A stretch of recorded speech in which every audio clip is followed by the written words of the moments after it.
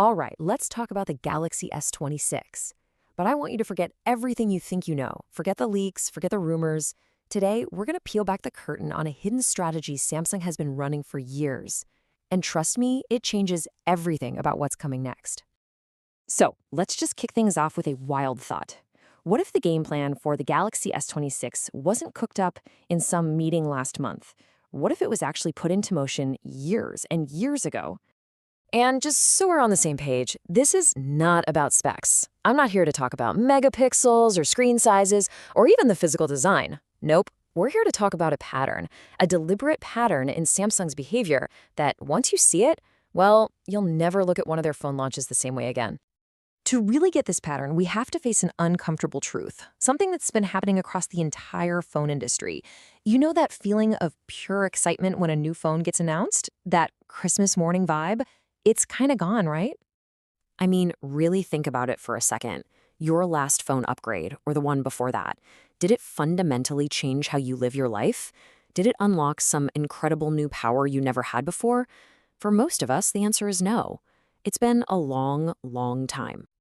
And that really gets to the heart of the issue. We've basically hit a plateau. The phone in your pocket right now is already a supercomputer. The screen is gorgeous. It's already more than good enough for almost everything you throw at it. That massive, jaw-dropping leap we used to get every year, it's just not there anymore. So, if that big wow factor is a thing of the past, what has a giant like Samsung been doing all this time? Well, this is where it gets really interesting. This is where the pattern starts to emerge if you just look at the clues they've been leading us. Okay, now look at the language here. Do you see the theme? For the S23, the big word was refinement. For the S24, it was all about efficiency. And for the S25, all the talk is about optimization. None of these words scream radical new invention, do they? No, they're pointing to something else entirely. So let's break that down. For the last few years, Samsung has very deliberately stayed away from wild, risky redesigns. They've avoided weird experimental features. Instead, all of their energy, all their brainpower has gone into making the phones run better, making the cameras smarter using software, and, this is a huge one, promising to keep them updated for way, way longer. And I promise you, that isn't laziness. That is a 100% calculated strategic choice. And that consistent behavior, that focus, that's the key. That is the big reveal of this entire explainer.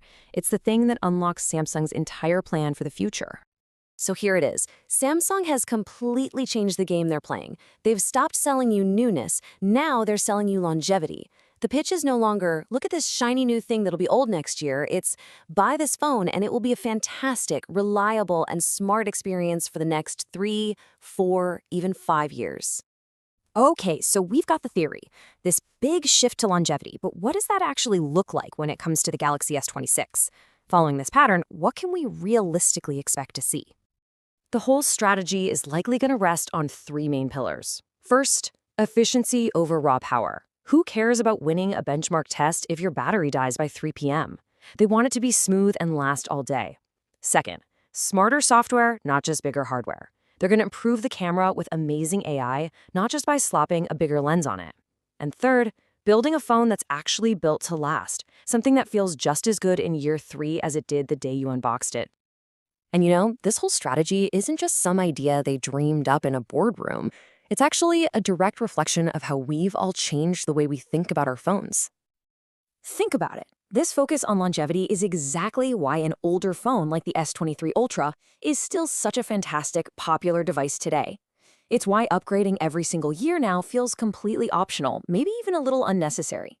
Samsung sees this trend, and they're leaning right into it, not fighting it. And that is the ultimate takeaway here. Samsung gets it. They know that the modern phone user isn't just chasing the next shiny object. We just want a phone that works great, takes awesome pictures, and isn't going to feel slow and outdated in a year. We want a phone that is still good. So, what does all this mean for the future? Well, when the Galaxy S26 is finally unveiled, don't hold your breath waiting for some world-changing, shocking redesign. And you know what? It won't need to. Because once you understand this strategy, you realize the real story isn't about the new features Samsung is adding. The real genius lies in what they choose not to change, what they choose to refine and perfect. It's a strategy of pure, confident restraint. Which leaves us with one final big question to think about. As the entire smartphone market matures, are we now in an era where being consistently, reliably good enough for years and years is actually the new definition of great? Something to chew on.